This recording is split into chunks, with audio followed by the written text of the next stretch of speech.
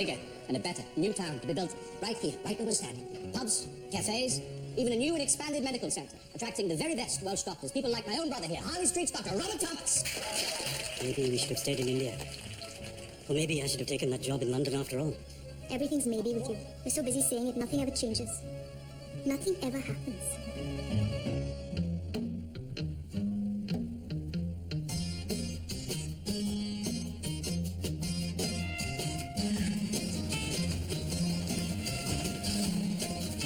Sunshine came softly through my window today. Could have tripped out easy, but I changed my ways. It'll take time, I know it, but in a while you're gonna be mine, I know it. We'll do it in style, 'cause I made my mind up. You're going to be mine. I'll take you right now, any trick in the book, and I'll be there. Get in.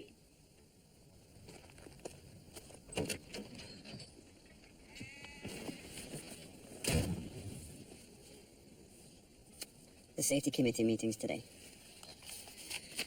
And they'll all vote to close the mine. You don't need them all, just a majority. This isn't what we agreed on. I'm not paying you full price until I know what I'm getting for my money. Roger Gibson and Ron Steadman, both retiring soon, both very greedy. A bit more comfort in their old age will be very welcome. And that'll be enough for your majority, will it? Guaranteed. Trust me.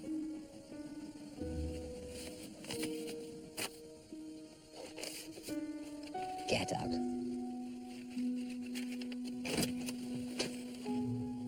You make sure they shut that mine. Just make sure it happens.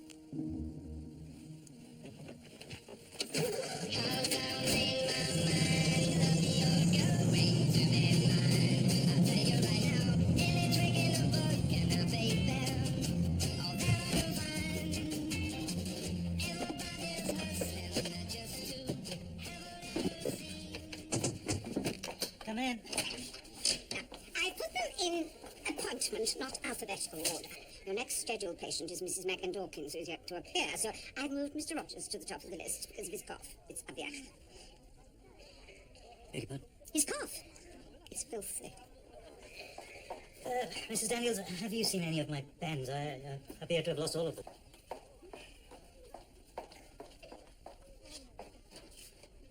A place for everything, and everything in its place.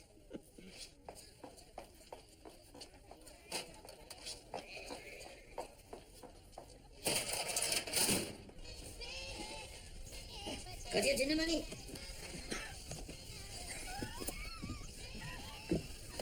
You should see Dr. Sharma.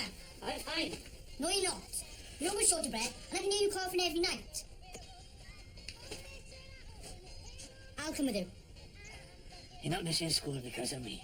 No doctor, no school.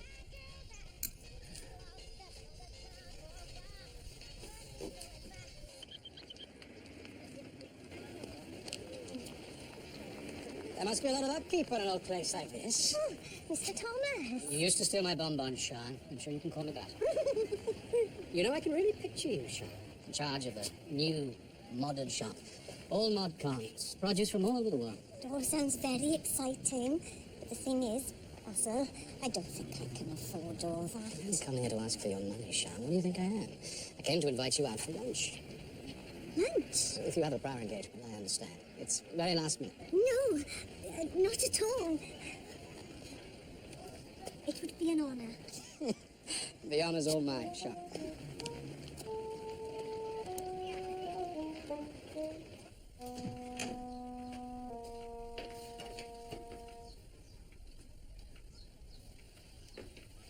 That's probably a bit cold by now. Let me make you another slice. That's all right. Well, what about an egg then? Or a piece of bacon? Stop fussing. I don't want anything. I'm fine. Just don't need to be late for work making me breakfast. Listen, Megan. I'll be honest with you. I think I know Why you're like this? You're scared that there's something seriously wrong with you. That's why you won't let Prem take a look at you. There's nothing wrong with me. Don't worry. I just want you to stop going on about it, that's all. All right. If that's what you want.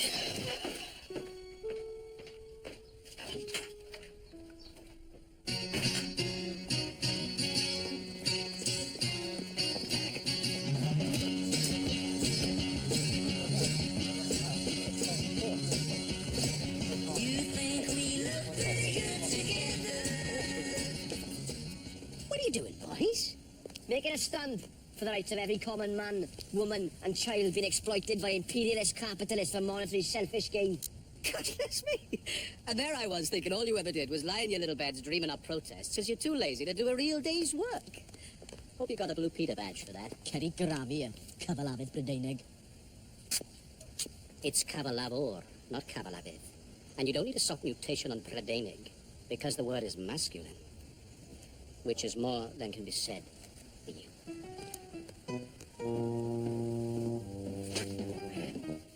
I've never been the subject of a protest before. Aren't you meant to be recruiting patients? You can't just expect people to leave their old doctor. How's the house selling going? Slowly. But if I can get a few pillars of the community on board, the rest should follow like sheep. Sounds like the Trevelyan I remember. For a start, I'm taking Sean out for lunch. You dirty little devil. Well, you could put that pretty face of yours to use and charm that barmaid into signing up to be your first official patient. She's with Dr. Sharma. Well, maybe you better change and tell her to get that fat Bobby to shift Laurel and Hardy off my patch.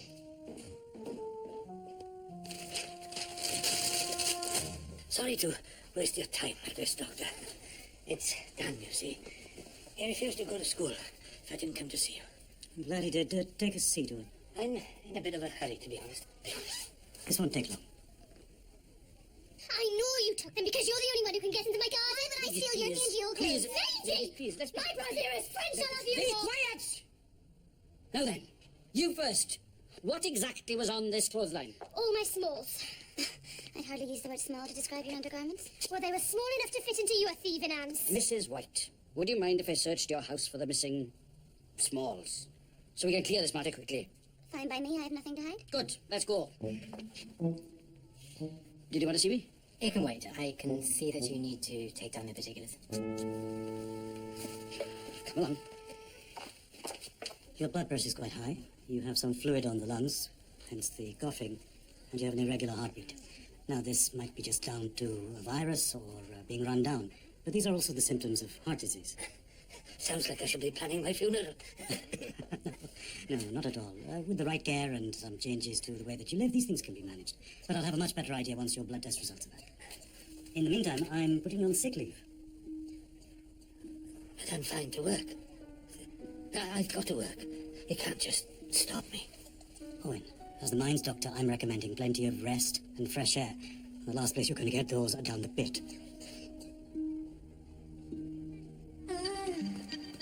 I love the colorful clothes you wear. Oh, what a beautiful vision this is. Get away with you, Kerry Joseph. I'm not listening to your idle talk. I was wondering, you haven't had any phone calls from me, have you? Phone calls? Why? There was no reason. I was just expecting, Can't you see I'm busy? Basil Thomas is taking me out.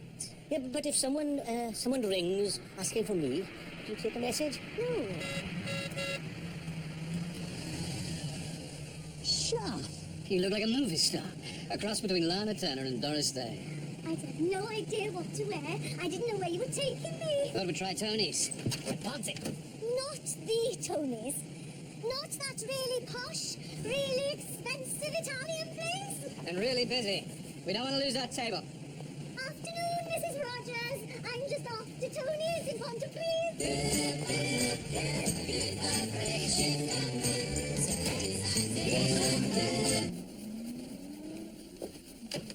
Mrs. Daniel sorted out all my pens today. Nibs at one end, straight. It's very annoying. A little organisation and decisiveness around the surgery isn't a bad thing. And she's left a message for you by the phone. The farmer barricaded himself in his house. Aren't you going to have some lunch? Not hungry. Dominic, I've been thinking about what you said last night, that I don't, but I'm slow at making decisions. You probably overreact a little bit. Yes, but maybe I don't listen enough. How about we talk things through tonight? Maybe.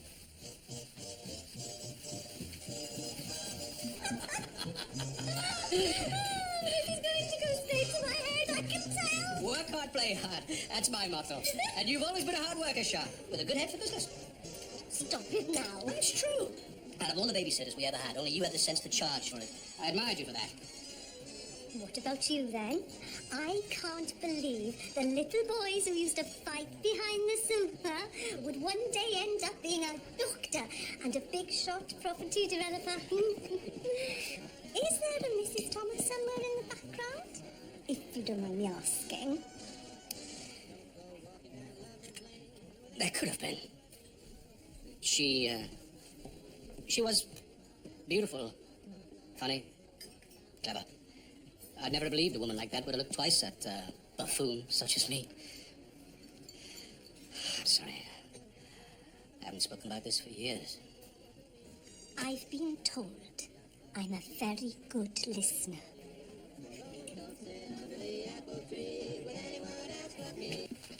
I hope it goes well with the barricaded farmer.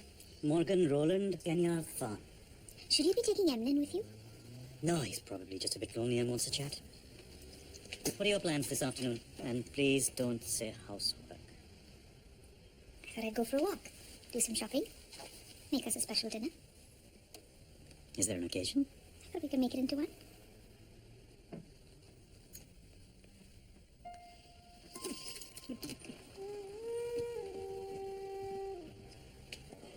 I'll never forget that night, Sean. I'll never forget it. We were supposed to be going to the opera. Madame Butterfly, a favorite. I had to cancel again. These things do happen. I was married to my work, Sean, even then. She came second, and she knew it. So that night, the night of the opera, well, we had a terrible row. She was angry, she was upset, she stormed out. Back then, we lived by the coast. Had a little cottage up by the cliffs. It's very beautiful. So she stormed out, and it was dark. She didn't fall off the cliff. I really don't know. We searched for months. You think I'm crazy, but every time I'm near the sea, I swear I can hear her calling me. What was her name? Her name...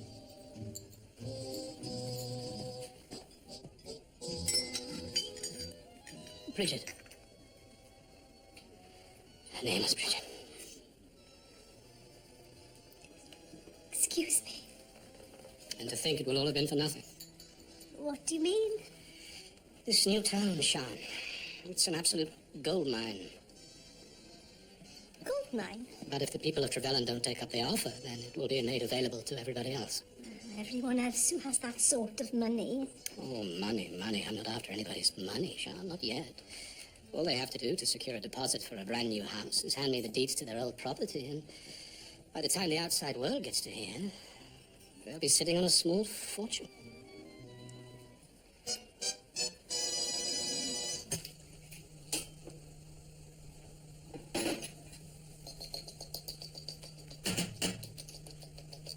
Come in. Guess who? Robert? For your hubby. For Emlyn? For you. Come on, Valley's girl. Catch up.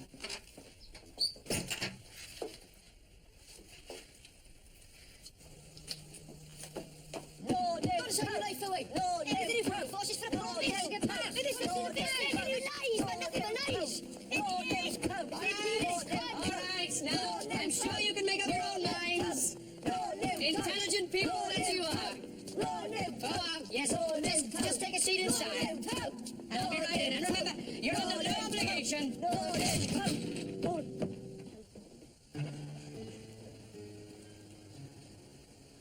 All right, lads. You've had your fun. Don't you think it's time for berry pies? You can't make us leave. This is a democracy. We have our rights. Yeah, we're antichrists. You what? We're anarchists. He means anarchists. Well, whatever you are, I also have a right to run a legitimate business. And unless you run along like good little boys, I'm going to take your banner and I'm going to shove it up your Che Guevara. You understand? Come on, Allied. I'll buy you half in the pub. I think you should listen to your friend, Bob Dylan, over there. Call me what you like, Mr. Thomas. But I bet I sleep better than you at night.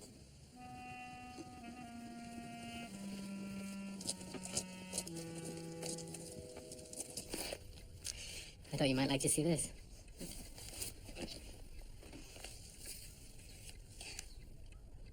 Feels like 100 years ago. That's the pink dress you wore on our first date. Remember that? You have a better memory than I have.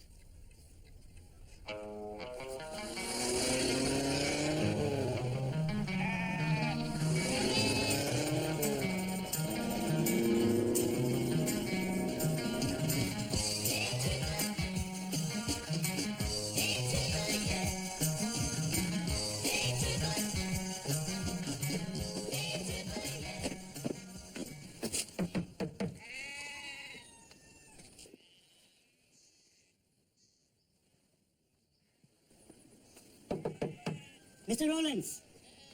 Mr. Rollins, are you